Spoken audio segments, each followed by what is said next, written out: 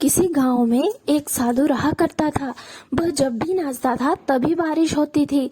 इसलिए गांव के लोगों को जब भी बारिश की जरूरत होती थी तब ये लोग उस साधु के पास जाते और उससे अनुरोध करते कि वह नाचे, और जब वह नाचने लगते तो बारिश जरूर होती। कुछ दिनों बाद शहर से 4 लड़के गांव घूमने आए। जब उन्हें यह बात पता चली कि किसी साधु के नाचने से बारिश होती है तो उन्हें यकीन नहीं हुआ।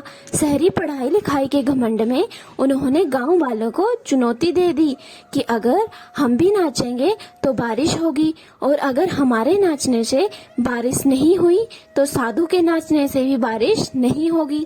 अगले दिन सुबह सुबह गांव वाले उन लड़कों को लेकर उस साधु की कुटिया में गए। गांव वालों ने साधु को सारी बात बताई। फिर उन लड़कों ने नाचना शुरू किया। पहले लड़के ने नाचना शुरू किया।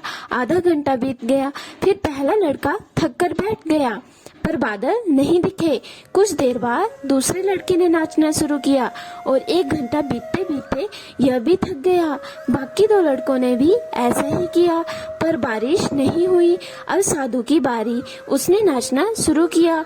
1 घंटा बीत गया, पर बारिश नहीं हुई।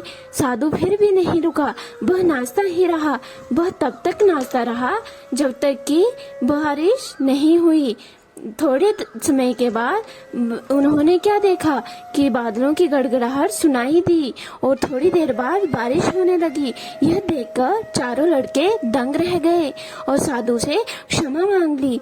और फिर साधु से पूछा, बाबा भला ऐसा क्यों कि हमारे नाचने से बारिश नहीं हुई और आपके नाचने से बारिश हो गई?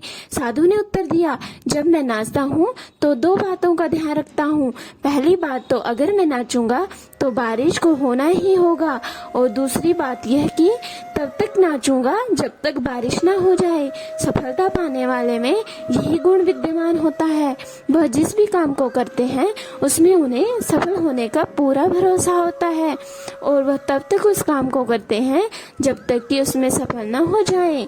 इसलिए अगर हमें सफलता हासिल करनी है तो इस साधु की तरह ही अपने लक्ष्य को प्राप्त करना होगा।